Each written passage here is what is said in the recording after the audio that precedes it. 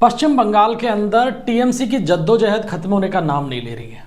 मतदान तक तो इस बात को लेकर जो शोर शराबा किया जा रहा था कि बंगाल के अंदर इतने बड़े पैमाने पर सिक्योरिटी फोर्सेस लगा दिए हैं, ये लोगों को धमका रहे हैं, डरा रहे हैं, अफसर जो है टीएमसी के कार्यकर्ताओं पर अत्याचार कर रहे हैं। और जब मतदान हो गया है, शांतिपूर्ण हो गया है, अब टारगेट बना लिया है मतगणना को, यानी काउंटिंग को। और काउंटिंग को लेकर कोलकाता हाईकोर्ट में टीएमसी के सारे हथियार जो हैं वो फेल होते जा रहे हैं। दो बड़े मूवमेंट टीएमसी ने किए कि किसी भी तरीके से काउंटिंग के अंदर उस लेवल की बदमाशी करने की कोशिश की जाए जो पहले होती रही है, लेकिन चली नहीं है, और दोनों ही दाव फेल हो गए हैं।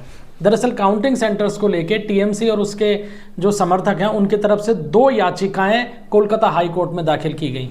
पहली जो याचिका थी वो कस्बा विधानसभा उम्मीदवार जावेद अहमद खान की तरफ से लगाई गई। आरोप ये लगाया गया कि चुनाव आयोग जो है वो मतगणना केंद्र को स्थानांतरित कर रहा है और ऐसा नहीं किया जाना चाहिए। इसके बाद में चुनाव आयोग ने अपना पक्ष रखा कि भाई सिक्योरिटी रीजन से ऐसा किया जा रहा है।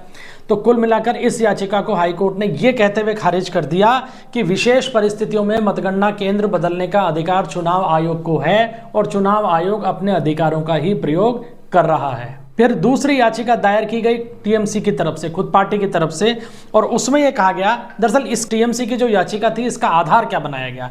एक चुनाव आयोग ने एक फैसला किया, एक आदेश जारी किया कि जो काउंटिंग सेंटर्स पे काउंटिंग के लिए जो टेबल्स लगेंगी उस हर टेबल के ऊपर कम से कम केंद्र सरकार का या पीएसयू जो है केंद्र सरकार की जो ये कंपनियां हैं, नवरत्न कंपनियां, तो सरकार का खुद का या किसी पीएसयू का एक कर्मचारी कम से कम हर टेबल पे रहेगा, और वो या तो काउंटिंग सुपरवाइजर के तौर पे काम करेगा या असिस्टेंट के तौर पे काम करेगा। अब टीएमसी को लगा कि यार ये बढ़िया मुद्दा है, इसको लेकर हाईकोर्ट के अंदर बवाल किया जा सकता है, तो लिहाजा पहुंच गए हाईकोर्ट के अंदर और आरोप जड़ दिया कि साहब इससे तो मतगणना को प्रभावित करने की तैयारी हो रही है और मतगणना में गड़बड़ी हो सकती है। हाईकोर्ट ने इस याचिका को सुना, सभी पक्षों को, और उसके बाद में मेरिट के ऊपर इस याचिका को खारिज कर दिया। हाईकोर्ट ने साफ तौर पर यह कहा कि काउंटिंग स्टाफ नियुक्त करना चुनाव आयोग का अधिकार है। वो किसे नियुक्त कर रहा है किसे नहीं, ये तय करने का अधिकार केवल चुनाव आयोग का ही है। और ये मानना कि केंद्रीय कर्मचारी की नियुक्ति की जाएगी अगर काउंटिंग सेंटर के ऊपर तो उससे चुनाव की निष्पक्षता खतरे में पड़ जाएगी, ये तो फालतू की बात है। इसके ऊपर कैसे भरोसा किया जा सकता है, क्योंकि पूरी की पूरी प्रक्रिया जो है वो तो सीसीटीवी कैमरा और माइक्रो ऑब्जर्वर्स की निगरानी के अंदर होगी। तो इसका मतलब ऐसा कुछ भी होने की संभावना नहीं है। और यह कहते हुए कोर्ट ने दूसरी जो याचिका थी टीएमसी की वो भी खारिज कर दी। अब टीएमसी को समझ में नहीं आ रहा कि ये हो क्या रहा है। दरअसल केंद्रीय कर्मचारियों की जो नियुक्ति की गई है वो तो इसलिए की गई है कि पिछले 2021 के विधानसभा चुनाव में भारी संख्या में शिकायतें थी, बीजेपी की तरफ से थी, कांग्रेस की तरफ से थी, लेफ्ट की तरफ से थी, कि काउंटिंग सेंटर्स के ऊपर जो स्टेट गवर्नमेंट के कर्मचारी थे जो काउंटिंग करवा रहे थे उन्होंने बड़े पैमाने पर गड़बड़ियां की काउंटिंग के दौरान, और इसने हार जीत को भी प्रभावित किया। इस समस्या से निजात पाने के लिए चुनाव आयोग ने ये अपना दांव खेल दिया कि ठीक है, जो कर्मचारी नियुक्त हो रहे हैं वो तो ठीक है, इसके अलावा एक जो है व्यक्ति वो केंद्र सरकार का या पीएसयू का कर्मचारी भी रहेगा, तो मॉनिटरिंग हो जाएगी, डबल मॉनिटरिंग हो जाएगी। अब टीएमसी को ये बात कैसे हजम होती है, उनको लगा कि ये तो पिछली बार का एजेंडा हमारा धरा का धरा रह गया, इसलिए ये तमाम तरीके की पंचायतियां की जा रही हैं। लेकिन हाईकोर्ट ने इनके ऊपर विराम लगा दिया, इनको खारिज कर दिया है। अब देखिए दूसरा आगे क्या हो रहा है कि काउंटिंग सेंटर्स को लेकर भयंकर बवाल बनाया जा रहा है। देर रात का आपको मालूम है ही कि भवानीपुर के अंदर ये उड़ा दिया गया कि साहब जो स्ट्रांग रूम है उसके अंदर गड़बड़ी की जा रही है और स्ट्रांग रूम खोल लिया गया है बिना किसी को बताए। ममता बनर्जी पहुंच गई और टीएमसी के सांसद पहुंच गए वहां पर, कार्यकर्ताओं ने बवाल मचा दिया। और निकला क्या, चुनाव आयोग ने कहा कुछ भी नहीं है भैया, बंद है ताले के अंदर स्ट्रांग रूम के अंदर, और सीसीटीवी फुटेज जारी कर दिया। फिर उस सीसीटीवी फुटेज को भी टेम्पर्ड करके अपनी तरफ से उसका एक माहौल बनाकर टीएमसी ने ये फुटेज जारी कर दिया कि साहब ये देखो ये काउंटिंग हो रही है, ये वो है।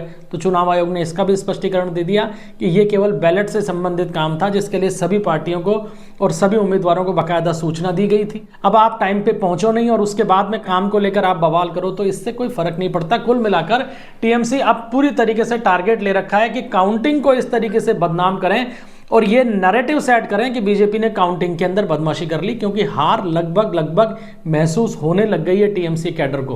परिणाम क्या होगा इसका किसी को भी पता नहीं है, लेकिन टीएमसी को यह पता है, टीएमसी नेताओं को यह जरूर समझ में आ गया है कि पिछली बार जैसा तो कुछ भी नहीं होने जा रहा 2021 जैसा। और इसलिए क्योंकि उस समय जितने बड़े पैमाने पर बदमाशी या बेईमानी की गई थी चुनाव के अंदर, इस चुनाव के अंदर यानी हालिया चुनाव के अंदर उसका 1/4 यानी 0.001% भी टीएमसी का कैडर नहीं कर पाया, और बिना बेईमानी के तो इन लोगों को चुनाव लड़ना ही नहीं आता, लिहाजा बहुत भारी परेशानी के अंदर है।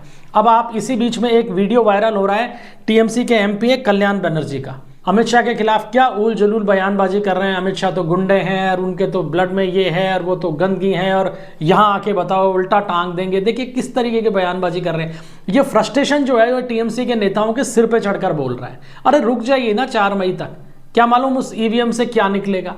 लेकिन दरअसल इनको ये पता है कि ईवीएम से क्या निकलने वाला है, और इसी कारण अब ये अपना फ्रस्ट्रेशन बाहर निकाल रहे हैं। और पूरा का पूरा जो कोशिश की जा रही है वो कैओस फैलाने की जा रही है कि कैडर को भड़काओ और कैओस फैला दो। लेकिन इसी समस्या का इलाज करने के लिए गृह मंत्री अमित शाह ने कहा था कि जो सेंट्रल रिजर्व फोर्सेज हैं वो मतगणना के बाद भी बंगाल के अंदर तैनात रहेंगी, ताकि अगर किसी ने कैओस फैलाने की कोशिश की तो उसका इलाज भी किया जाएगा।